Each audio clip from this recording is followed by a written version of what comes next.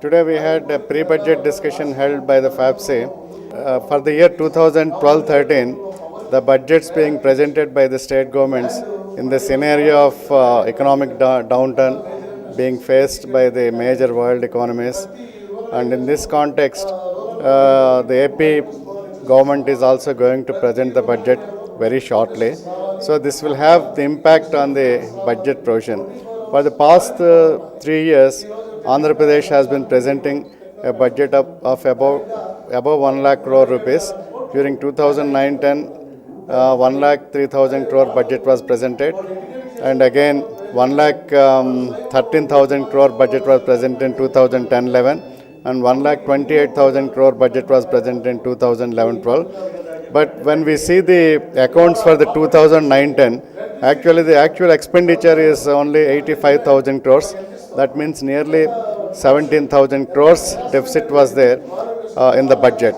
When we analyze this deficit, this is because of the about 5,000 crores loss in state-owned tax revenues, and about another 5,000 crores in non-tax revenues, and about 4,800 crores was not taken from as a debt from the open market.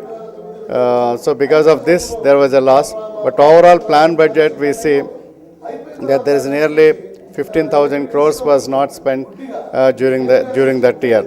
So this means there would have been lot of programs, especially under capital outlay and development programs, would have been affected because of this feature.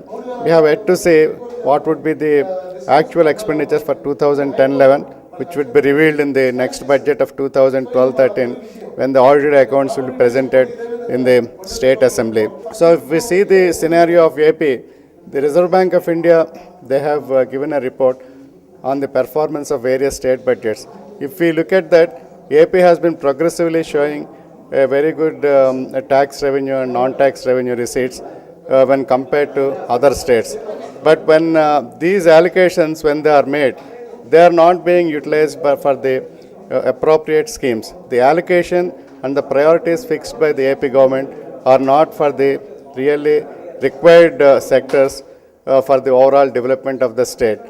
So most of the amount that goes to irrigation department, nearly 15,000 crores of amount is earmarked for irrigation department. But most of the projects, we do not know when these will be completed. If we see Nagarjuna Sagar, it took nearly 20 years for completion of the project. So these will give only very long-term returns. But whereas the amount spent on immediate requirements, that is, industry is a major sector which provides lot of employment. As per 2010-15 industrial policy announced by the AP state, every year 5 lakh jobs have to be created from the manufacturing sector. But for this, the budget allocation made in the 2011-12 budget is only 1.63% from the plan allocation. So, and similarly, for power sector, the AP budget allocated only about 1.6% to power sector. So the industrial growth can come only by providing adequate infrastructure development. For this, adequate allocations are not made in the budget allocations.